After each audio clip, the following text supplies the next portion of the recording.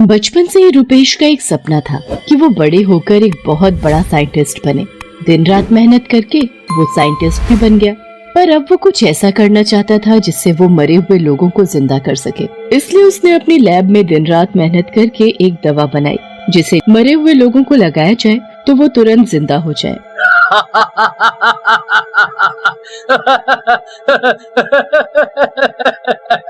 आज मेरा सपना पूरा हुआ।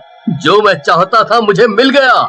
अब मैं ये दवा इंजेक्शन में भरकर मरे हुए लोगों पर इस्तेमाल कर सकता हूँ। अब मैं दुनिया का सबसे अमीर आदमी बन जाऊंगा। तभी दरवाजे की घंटी बजती है। दूध वाला दूध देने आया होता है।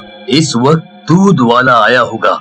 क्यों ना मैं ये दवा सबसे पहले इस दूध वाले के ऊपर इस्तेमाल करूं, पर मुझे सबसे पहले इसे मारना होगा। उसके बाद मुझे इसे जीवित करके ये साबित करना है कि मैंने जो दवा बनाई है वो बिल्कुल सही बनाई है। रुपेश दरवाजा खोलता है और उससे दूध लेने लगता है। जैसे ही दूध वाले की नजर उस पर से हटती है, रुपेश उसका गला दबाकर उसे मार देता है। उसके मरते ही रुपेश उसे अपनी लैब में ले जाता है। अब मुझसे और इंतजार नहीं होता।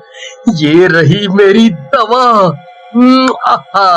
अब मैंने इसे इस इंजेक्शन में भरा और ये इसे लगाया। इंजेक्शन लगाते ही दूध वाले के शरीर का रंग बदलने लगा और धीरे धीरे उसकी चमड़ी जलने लगी। नहीं, ये नहीं हो सकता। मेरी इतनी सालों की मेहनत बर्बाद नहीं हो सकती। मेरी दवा कैसे फेल हो गई? मैंने दवा बनाने में कहाँ गलती कर दी?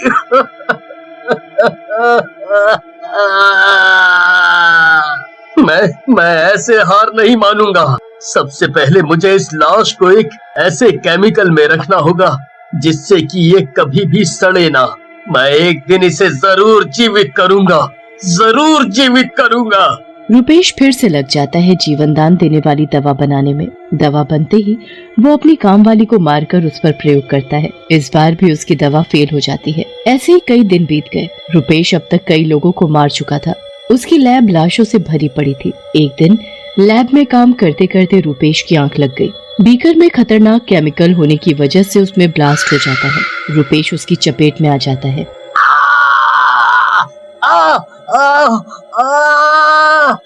ओए मुझे बचाओ। मेरी आंख जल रही है बहुत।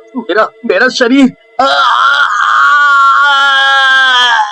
केमिकल उसके ऊपर गिरने से रुपेश तड़प तड़प कर वहीं मर जाता है।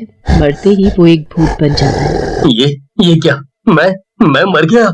मैं भूत बन गया? इसका मतलब अब मैं हमेशा के लिए भूत बन गया। कोई नहीं, पर मैं अभी भी पीछे नहीं हटूंगा। जब तक मेरी दवा बन नहीं जाती, मैं लोगों पर ऐसे ही प्रयोग करता रहूंगा। जब मेरी दवा बनकर तैयार हो जाएगी, मैं उस दवा के जरिए फिर से जीवित हो जाऊंगा।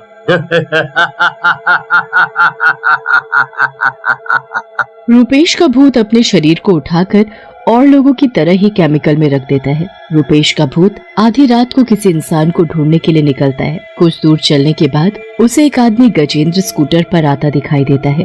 भूत उसे फौरन पकड़ लेता है और उसे मार देता है। मरने के बाद उसे अपने साथ लैब में उठाकर ले जाता है। अपनी नई दवा वो उस पर इस्तेमाल करता है। बहुत हो गया।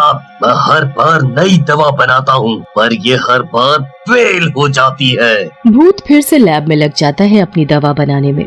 एक दिन भूत की मेहनत सफल हुई। उसने अपनी नई दवा एक मरे हुए आदमी विशाल पर ट्राई की। मरा पड़ा विशाल उस दवा के लगते ही जीवित हो जाता है। मेरी बरसों की मेहनत आखिर आज पूरी हुई। आज मैं बहुत खुश हूँ। अब मैं इस दवा से अपने आप को फिर से जीवित कर सकता हूँ। तभी विशाल उससे नजर बचाकर वहाँ से भाग जाता है। लेकिन भूत को ये बात पता नहीं थी कि ये सब उसके घर की खिड़की से दो चोर चंगू मंगू देख रहे थे। यार मंगू, ये तो वाकई इस भूत ने कमाल कर दिया। एक भूत ने ऐसा आविष्कार किया है जिसे कोई सोच भी नहीं सकता। इस भूत ने जो दवा बनाई है, क्यों ना हम दोनों उसका फार्मूला और दवा दोनों चुरा ले। इस भूत की दवा और फार्मूला हम किसी दूसरे साइंटिस्ट को ऊंचे दामों में बेच देंगे। और हम ये हो जाएंगे।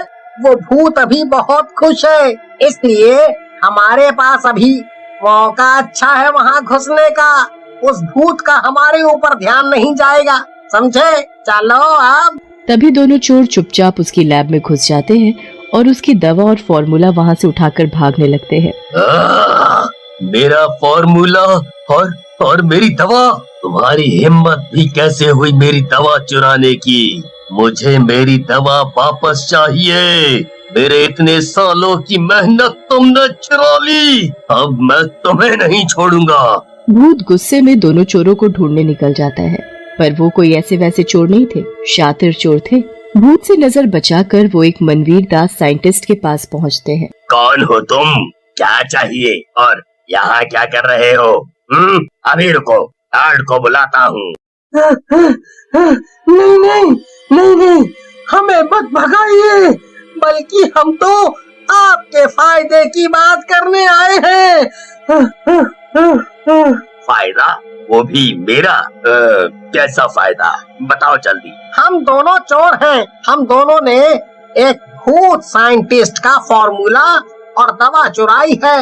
वो कोई ऐसी वैसी दवा नहीं है, वो दवा तो जीवन देने वाली दवा है। मतलब कि जो इंसान मर चुका है, वो दवा इंजेक्शन के जरिए मरे हुए इंसान को लगाई जाए तो वो मरा हुआ इंसान उस दवा से जीवित हो जाएगा। चंगू मंगू की ये बात सुनते ही मनवीर दास हैरान रह जाता है।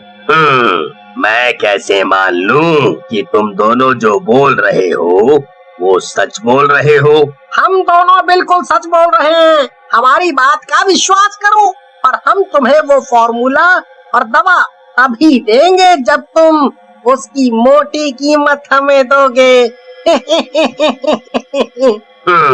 ठीक है, मैं दे दूंगा तुम्हें उसकी कीमत, पर पहले मैं पूरा विश्वास करना चाहता हूँ।